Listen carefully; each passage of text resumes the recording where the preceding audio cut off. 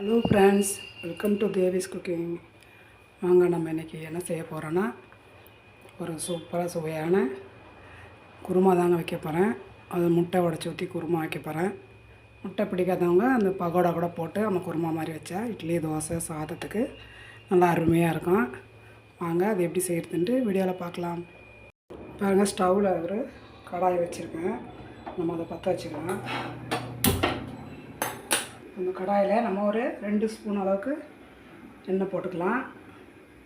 பாருங்கள், 2 வெங்காயம், 2 தக்காளி தான் கட் பண்ணியிருக்கேன், 2 பச்சை மிளகாய் நம்ம இந்த கடாயில் போட்டு வதக்கலாம்.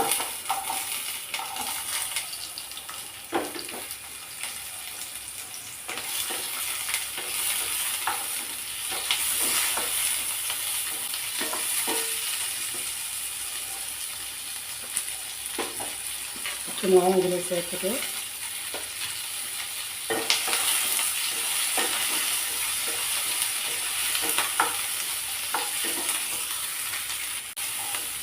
இப்போ பாருங்கள், வெங்காயம் ஒரு பாதி வதங்கிடுச்சு. நம்ம தக்காளியும் அதிலே போட்டு வதக்கணும்.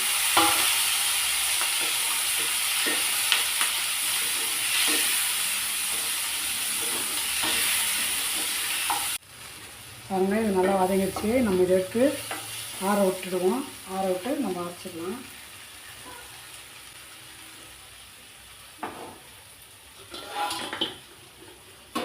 இப்போ நான் ஒரு ஜாரில் தேங்காய் 2 பத்தை போட்டிருக்கேன். அதிலே வந்து நம்ம கசகசா 1 ஸ்பூன் அளவுக்கு போட்டுக்கலாம். சின்ன ஸ்பூனில் சோம்பு 1 ஸ்பூன் அளவு போட்டுக்கலாம். 2 லவங்கம், 2 பட்டை இதில் சேர்த்து அரைச்சிக்கலாம். இது நல்லா நம்ம நைஸாக அரைச்சிட்டு வந்துடலாம். பாருங்கள், இப்போ அதே கடாயை கழுவிட்டு ஸ்டவ்வில் வச்சுருக்கேன். கேஸ் பற்ற வச்சுருக்கேன். இப்போ நம்ம இதில் ஒரு 2 சின்ன கரண்டி அளவுக்கு எண்ணெய் ஊற்றிக்கலாம்.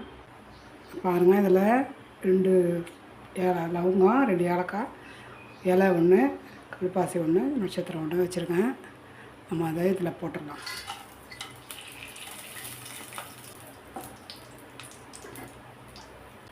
கடுகுளுந்து ஒரு 1/4 ஸ்பூனு,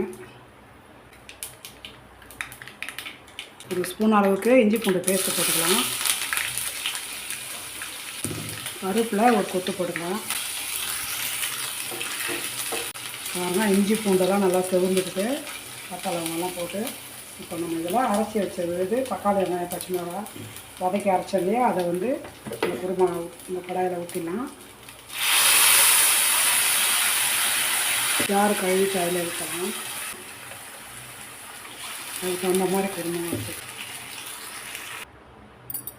இப்போ இதில் மஞ்சள்தூள் போட்டுடலாம். ஒரு 1/2 ஸ்பூனு மஞ்சள்தூள், குழம்பு மிளகாத்தூள் ஒரு 1/2 ஸ்பூன் போட்டுடலாம். ஏன்னா இஞ்சி பூண்டு பேஸ்ட்டு, பச்சை மிளகா எல்லாம் போட்டிருக்கோம், காரம் அப்படியே இருக்கும். அங்கே ஒரு 1/2 ஸ்பூனு குழம்பு மிளகாத்தூள், இன்னும் கொஞ்சம் தண்ணி சேர்த்து வச்சுருவோம். அப்போ தான் தேங்காயெல்லாம் ஊற்றுறதுக்கு கரெக்டாக இருக்கும். கல் உப்பு இந்த அளவுக்கு போட்டுக்கலாம். இப்போ கொதிக்கிட்டோம், தேங்காய் ஊற்றிடலாம். ஒரு கொதிக்கிட்டோம்னா மூடி வச்சுட்டு எடுத்துகிட்டு நம்ம தேங்காய் கசகசாக அரைச்சி வச்சுருக்கலே அதை ஊற்றலாம். பாருங்கள், கொதிக்குது. நம்ம இந்த அரைச்சி வச்ச தேங்காய், கசகசா, சோம்பு அதை ஊற்றிடலாம்.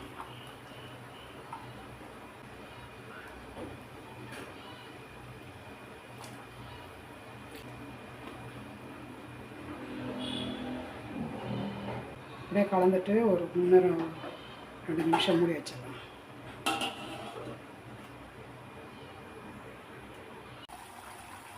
நல்லா கம்மக்கும் வாசனையோட குழம்பு கொதிக்குது. இப்போ நம்ம கேஸை ஸ்லோ வச்சுட்டு முட்டையை கழுவி வச்சுருக்கேன், நம்ம அதில் உடச்சி ஊற்றிக்கலாம். இந்த மாதிரி உடச்சிட்டு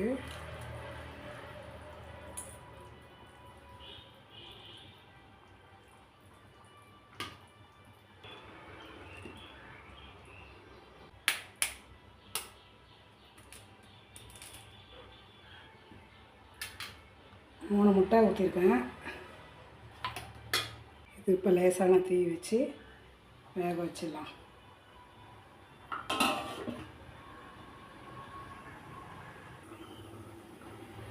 முட்டையை நம்ம திருப்பி விட்டுடலாம். இது ஒன்று ஒரு 2 நிமிஷம்லாம் வந்துடும், என்ன உடச்சி ஊற்றுறதில்ல. அப்படியே எடுத்து நம்ம திருப்பி விட்டுடலாம்.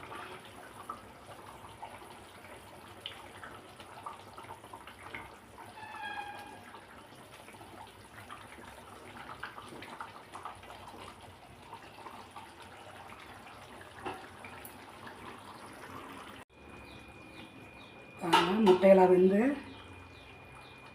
நல்லா அருமையாக வெந்துருச்சு. முட்டை குழம்பு ரெடி.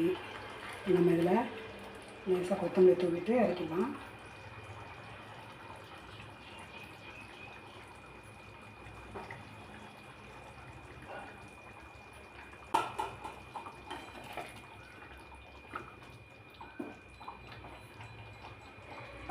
சூப்பரான முட்டை குருமா ரெடி. நம்ம இதை இறக்கிட்டு வேறு பாத்திரத்தில் மாற்றி எடுத்துக்கலாம். வாங்க, குழம்பு வந்து வேறு பாத்திரத்தில் மாற்றிட்டேன். இவ்வளோ திக்னஸாக நல்லா அருமையாக இருக்குது பாருங்கள்.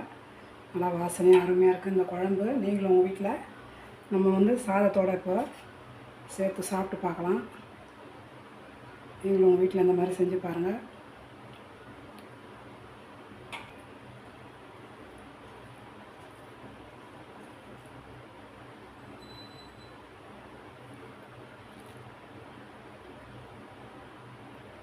அருமை, சூப்பர். இது வந்து உடனே செய்யக்கூடியது தான். காயெல்லாம் அரியணுன்ற கஷ்டமே இல்லை. தக்காளியும் வதக்கி அரைச்சி தாளித்து விட்டுற வேண்டியது தான். நல்லா அருமையாக இருக்குது, டேஸ்ட்டாக. நீங்களும் இந்த மாதிரி உங்கள் வீட்டில் செஞ்சு பாருங்கள். உங்களுக்கு இந்த வீடியோ பிடிச்சிருந்தால் லைக் பண்ணுங்கள், ஷேர் பண்ணுங்கள், சப்ஸ்கிரைப் பண்ணுங்கள், ஃப்ரெண்ட்ஸுக்கும் ஷேர் பண்ணுங்கள். அது வரைக்கும் பாய்.